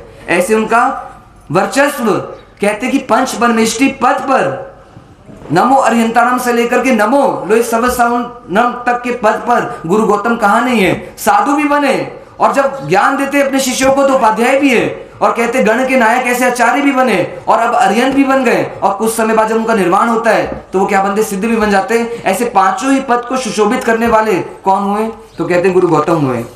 अब ग्रंथकार उनके लिए बहुत उपमाएं दे रहे हैं कि कोयल से भी मधुर है, आकाश से भी विशाल है, पर्वतों से भी ऊंचे हैं। कौन है? ऐसे गुरु गौतम है।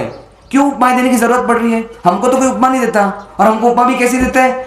ये तो सबसे बड़ी गुस्से वाली है, ये तो सबसे बड़ी लालची है, ऐसी उपमाएं देते हैं हमको लोग। पर गुरु गौतम की जैसी उपमाएं उन ग्रंथकार को क्यों देनी पड़ रही है? क्योंकि कहते हैं जो अनुपम होता है, जिनको उपमा से नापा नहीं जा सकता, उन्हीं को थोड़ी उपमाओं से कभी कभी समझाया जाता है। अरे जो खुद अनुपम है, जिन पर उपमा लागू नहीं होती, जिनको कंपेयर नहीं किया जा सकता किसी से, तो ऐसे गुरु गौतम को फिर भी समझाने के लिए थोड़ी उपमाओं का उपयोग किया जा रहा है। और अब इस प्रकार अंत में यहाँ पर इस रास के रचिताकार जो थे उनके बारे में वर्णन आ रहा है कि ये रास कैसी है, ये गौतम रास कैसी है। तो कहते हैं कि क्या श्वेतांबर, क्या तपगज और क्या खरतर गज, क्या पाषाण गज, क्या स्थानक, ऐसे सभी गच्छों में ये महामंगलकारी, महापवित्र और जिसके एक एक अक्षर मंत्राक्षर रूप है, ऐसी गौतम रास का वांचन लगभग हर संप्रदाय में आज के दिन होता है। सोचो जिन भावों से रचना की होगी, तभी आज इतने वर्ष बीत गए, कई लाखों आचार्य हो गए, कई साधु भगवंत हो गए, पर फिर भी इन भावों को आज तक जीवंत रखा। तो कहते जिन भावों से रचना करते उन भावों से ही उसका प्रवाह आगे फैलता है। कौन है इसके रचनाकार? विनय प्रभ जी उपाध्याय। ये विनय प्रभ जी उपाध्याय कौन थे? तो कहते तीसरे दादा गुरुदेव श्री जिन कुशल श्रेष्ठवर जी महाराज साहब के हस्त दीक्षित शिष्य, ऐसे ही विनय प्रभ उपाध्याय भगवत ने इस रास की रचना की। और कहते 600 साल से अधिक हो गए उनको गए इस दुनिया से, पर फिर भी आज तक हर संप्रदाय में इस राज को गाया जा रहा है। तो क्या समझना है इस चरित्र को समझ करके कि जैसे यहां गौतम राज के माध्यम से एक परमात्मा के जीवन को तो हमने कल्प सूत्र में देखा, पर एक शिष्य का जीवन कैसा होना चाहिए इसको समझना है। तो ये गुरु गौतम की कहानी ये बता रही कि एक शिष्य बनना तो कैसा बनना, बोलते ना बहु बनने तो ऐसी बनना, सर्वगुण संपन्न, तो शिष्य भी कैसा बनना, तो इन गौतम स्वामी की तरह बनना। और इस पाठ का वांचन सिर्फ आज करना कि रोज करना। तो कहते अगर दिन में आप चाहते हो कि मेरे जीवन में मंगल ही मंगल हो, खुशहाली खुशहाली आए, हर तरफ अच्छा ही अच्छा हो, सब शुभ ही शुभ हो, पॉजिटिविटी ही चाहे जीवन में, तो कहते कि इसका पाठ रोज पुनः प्रभात काल की बेला में करें। और ऐसा संदेश विनय प्रभ जी उपाध्याय हम सबको दे रहे हैं कि ये आज के दिन तो शुरुआत की है और पूरे ताह वर्ष तक इसका पाठ आप हम सब करें और उनके चरित्र को, उनके विनय बल को, उनके ज्ञान बल को, किनके गौतम स्वामी के विनय बल को, ज्ञान बल को, श्रद्धा बल को, समर्पण बल को याद करके अपने आप को परमात्मा से जोड़ने का अभ्यास करें। और अंत में यहाँ पर कह रहे हैं कि धन्य है वे माता पिता जिन्होंने ऐसे पुत्र को जन्म दिया। हमें क्या धन्य, अरे मेरा पुत्र ही लाडला है, मानो मेरा पुत्र ही हमको गौतम लगता है, पर ग्रंथकार किसको गौतम बोल रहे? धन्य है वो माता पिता जिन्होंने ऐसे पुत्र को जन्म दिया। कैसे पुत्र को? विनयवंत थे, जो मोक्ष मार्ग के पिपासु थे, जो ज्ञान के लिए अपने ब्राह्मण कुल को छोड़ दिया और समर्पित हो गए किसको? एक सर्वज्ञ परमात्मा को। और धन्य है वो कुल जिस पर ये आए, ये इनका जन्म हुआ। और ऐसे पूरा परिवार भी धन्य है जिनके परिवार में ऐसे पुत्र का जन्म हुआ। तो हम सब अपने जीवन में आज के दिन जब नव वर्ष की शुरुआत कर रहे हैं तो ऐसे गुरु गौतम को क्या करें? आदर्श बनाए। महावीर सबको बनना है, पर महावीर बनेगा कौन? जो पहले गुरु गौतम बनेगा। इसलिए गुरु गौतम को लक्ष्य में बना करके अपनी दिवाली को सार्थक करे और दिवाली में ये लक्ष्य बनाए, संकल्प करे कि जीवन में देव गुरु धर्म के प्रति मैं कैसा रहूंगा, मैं विनयवंत रहूंगा, उनकी आज्ञा को जीवन में जल्द से जल्द शिरोधार्य करूंगा और इस मानव जीवन को सार्थक करूंगा। और परम सुख परम आनंद को जैसे गौतम स्वामी ने पाया, मैं भी इस जीवन में उस मार्ग में आगे बढ़कर उस परम सुख को पाऊंगा। जिन आज्ञा विरुद्ध कुछ कहा हो वह सब मन वचन काया से तस्में शामिल रुकना। राग प्रभाती जे करे प्रभु गमते सुर, भूखा भोजन संपजे उर्ला करे कपूर, अंगूठे अमृत बसे लब्धि तना भंडार, जे गुरु गौतम समरिये मन वांछित दातार, पुंडरीक गोयम पमुहा गणधर पय संपन्न, प्रौठीने प्रणमंता 1452, खंति खमं गुण कलियम सुविणीयम सबलद्धि संपन्नम, वीरस्स परमशिषं गोयम सामी नमन्सामि, सर्वारिष्ट प्रणाशाय सर्वाभीष्टार्थदायिने सर्वलब्धि निधानाय श्री गौतम स्वामिने नमः। ऐसे प्रभु वीर और ऐसे प्रभु वीर के ऐसे वीर शिष्य गुरु गौतम की कहानी अभी हमने गीत के माध्यम से भी और प्रवचन के माध्यम से भी, विस्तार से भी और संक्षेप में भी, क्योंकि कहते हरि अनंता हरि कथा अनंता,